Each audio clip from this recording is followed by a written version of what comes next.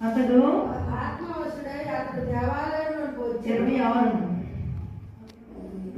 అతడు ప్రభువు యొక్క క్రీస్తును చూడకమునకు మరణం బయలుపరచబడి పరిశుద్ధాత్మ వచ్చినప్పుడు ఉన్నప్పుడు మనకు కొన్ని విషయాలు బయలుపరుస్తూనే ఉంటాడండి. కొత్త విషయాలు, తెలియని విషయాలు, జరగబోయే విషయాలన్నీ బయలుపరుస్తాడు దేవుడు.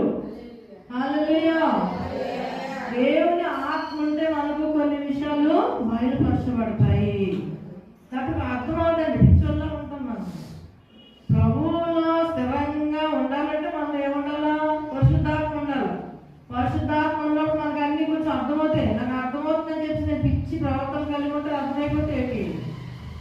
100 సార్లు ఈ లోక సంబంధమైన ఏది విడిచిపెట్టదని దేవుడితో ఉన్నానని చెప్తామండి. అన్నీ కావాలి, అన్నీ చేసేస్తాం, అన్ని గందరగోళం చేస్తాము. దేవుడు ఆత్మ ఉంది. అలాగే అమ్ముదే చాలా జాగ్రత్తగా వాడు. చాలా జాగ్రత్త. పరిశుద్ధాత్మ అతని మీద ఉన్నప్పుడు ఏమన్నాడు? ప్రభు యొక్క క్రీస్తును చూడక మునుపు ఏమన్నాడు? నేను మరణము, హల్లెలూయా, మరణము పొందాలని. హల్లెలూయా. పరిశుద్ధాత్మ ఏం చెప్పిందంట? యేసు ప్రభు వస్తాడు. ఆ ప్రభు వచ్చినప్పుడు నేను ఎంత వృద్ధుడైనా సరే నా కళ్ళు అతను చూస్తాయి. అతను చూసిన తర్వాత నేను చచ్చిపోతాను అన్నాడు. దేవుని స్తోత్రం కలుగును గాక. హల్లెలూయా.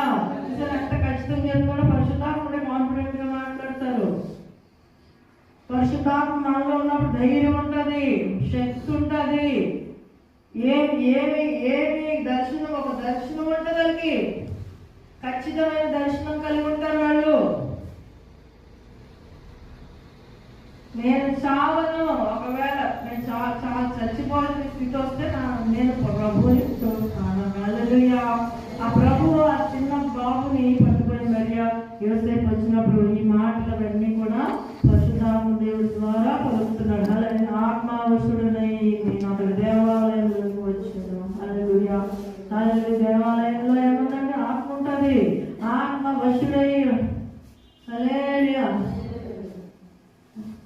హల్లెలూయా, ఆత్మావశుడని అతడు దేవాలయంలోకి వచ్చాను. అంతటా ధర్మశాస్త్ర పద్ధతి చెప్పిన విషయమే తీసుకుని